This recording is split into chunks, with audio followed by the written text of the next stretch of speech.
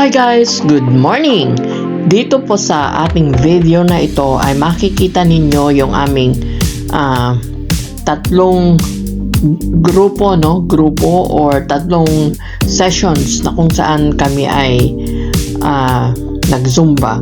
So, ang ginawa ng tradisyon ng aming grupo ay every time na matatapos ang aming zumba, kailangang magkaroon kami ng picture taking. So, ganito po kami mag-picture taking para makita ninyo kung gaano kasaya yung aming grupo sa aming pagsusumba. Kasama namin yung aming Zumba instructor, kung sino yung assigned na Zumba instructor for the day.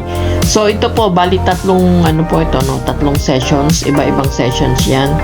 Kaya iba din yung zin na makikita ninyo. Ito po bali yung sa pangalawa na, yung una yung naka-white kami.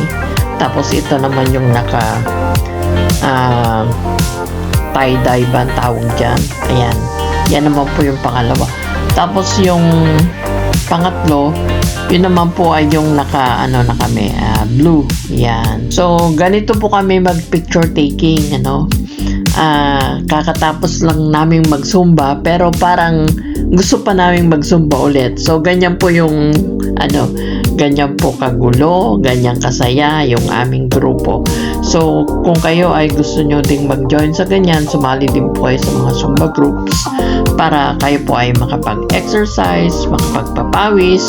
Ayan, maganda po na nakakapag-exercise tayo at para makatulong po ito sa ating pangangatawan. Lumakas pa tayo, ganyan, maging masigla.